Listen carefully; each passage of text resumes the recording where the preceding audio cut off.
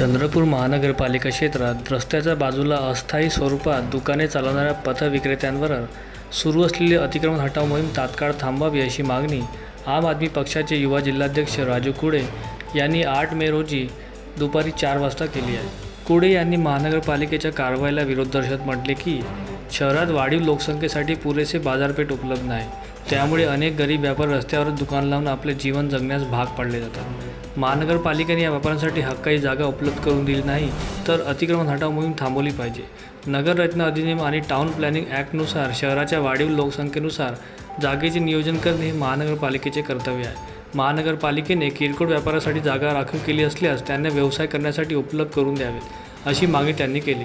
गेल्या अनेक वर्षापासून नवीन बाजारपेठा तयार न केल्यामुळेच आज रस्त्यावर दुकाने लावण्याची वेळ आली आहे। कुडे यांनी पथविक्रेत्यांसाठी हक्काची बाजारपेठ उपलब्ध करून देण्याची मागणी केली आहे। तोपर्यंत पोटाची भूक भागण्यासाठी झटत असणाऱ्या पथविक्रेत्यांवर अतिक्रमण हटाव मोहीम थांबवण्यात यावी असे आवाहन त्यांनी केले आहे। महानगरपालिकेने पथविक्रेत्यांच्या मागण्याकडे लक्ष देऊन त्यांना त्वरित न्याय द्यावा अशी अपेक्षा कुडे यांनी व्यक्त केली आहे। ज्यांच्या हातामध्ये काम नव्हतं ते आपल्या हातामध्ये इमानदारीने आपला छोटासा व्यवसाय म्हणून पथविक्रेते म्हणून रस्त्याच्या बाजूला व्यवसाय टाकून बसलेले होते। अशा लोकांचा व्यवसाय, अशा लोकांचे धंदे, अशा लोकांचे ठेले उद्ध्वस्त करण्याचं काम चंद्रपूर महानगरपालिका प्रशासन आणि येथील आयुक्त करत आहे। देशाचे पंतप्रधान सांगतात या देशातला प्रत्येक व्यक्ती हा निर्भय बनला पाहिजे, स्वतः एक उद्योजक बनला पाहिजे, स्वतःचा व्यवसाय त्यांना उभा केला पाहिजे। यासाठी ते 10,000 रुपये देऊन राहिलेले आहे आणि आपले माननीय आयुक्त पालिवाल साहेब या लोकांचा हातातला रोजगार हिसकवण्याचं काम करत आहेत। आज या लोकांच्या हातातले ठेले, पथविक्रेत्यांचे सर्व व्यवसाय यांचा उद्ध्वस्त झाल्यानंतर हे लोक जाणार कुठे?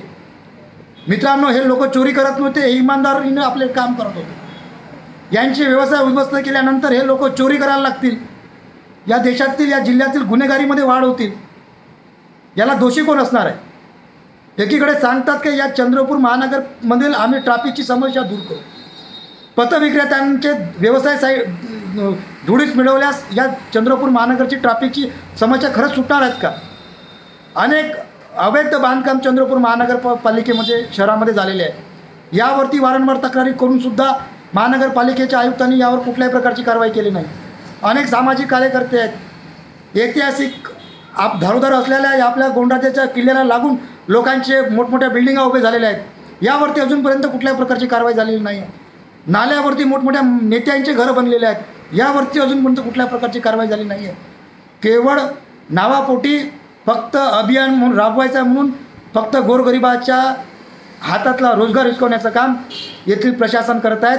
माझा थेट आरोप आहे, येथील पालिवाल साहेब तुम्ही आपल्या कामामध्ये अयशस्वी झालेले आहेत, तुमचे नगर रचना विभाग या ठिकाणी यशस्वी झालेले आहेत।